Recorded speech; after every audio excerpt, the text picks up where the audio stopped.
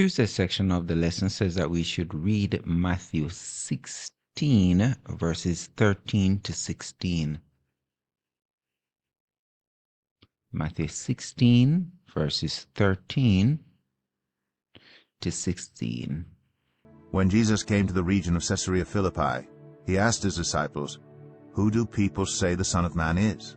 They replied, "Some say John the Baptist, others say Elijah, and still others Jeremiah or one of the prophets." "But what about you?" he asked. "Who do you say I am?" Simon Peter answered, "You are the Messiah, the Son of the living God." After reading the flashlight section, reflect on the question that Jesus had put to the Pharisees. What think ye of Christ? Whose son is he? Compare this question to the question that Jesus asked his disciples in Matthew 16:13. Who do men say that I, the Son of Man, am? Is this the same question? Explain. Let's go to the flashlight section of the lesson. The Pharisees had gathered close about Jesus as he answered the question of the scribe. Now turning, he put a question to them. What think ye of Christ? Whose son is he? This question was designed to test their belief concerning the Messiah, to show whether they regarded him simply as a man or as the Son of God. A chorus of voices answered, "The Son of David." This was the title which prophecy had given to the Messiah. Is this the same question? What think ye of the Christ? Whose son is he? What do you men say that I, the Son of Man, am? The questions are different. This seems more third party than this seems more personal. Okay? Consider the following verses and what they say about the identity of Christ, then complete the sentence. Matthew 16:6, Jesus is. Matthew 16:16, the Messiah, Son of the living God. Jesus is the Messiah, Son of the living God. John 3, verse 16 and 17. For God so loved the world that he gave his only begotten Son. Whosoever believes in him shall not perish, but have eternal life.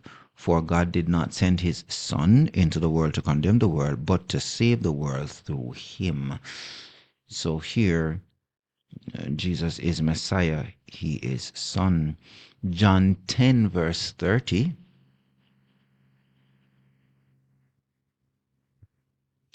I and the Father are one. So Jesus is also God. Colossians 1, verse 13 to 23. "You rescued us from the dominion of darkness, and brought us into the kingdom of the Son he loves, in whom we have redemption, the forgiveness of sins."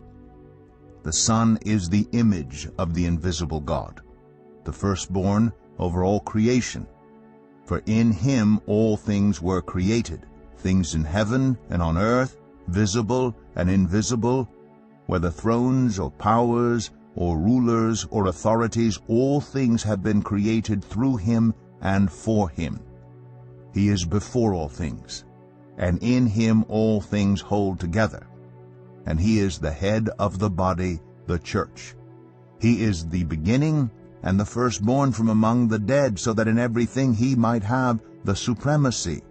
For God was pleased to have all his fullness dwell in him, and through him to reconcile to himself all things, whether things on earth or things in heaven, by making peace through his blood shed on the cross.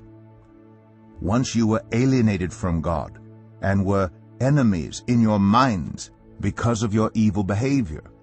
But now he has reconciled you by Christ's physical body through death, to present you holy in his sight, without blemish and free from accusation, if you continue in your faith, established and firm, and do not move from the hope held out in the gospel. This is the gospel that you heard, and that has been proclaimed to every creature under heaven, and of which I, Paul, have become a servant. So Jesus is our substitute here. He died so that we could become one with God. This text is interesting, though. Going back to it a little, it talks about the supremacy of the Son of God, right? Take this for example. He is the image of the invisible God, okay? And for in him all things were created, things in heaven and earth, visible, invisible, and all of that, right?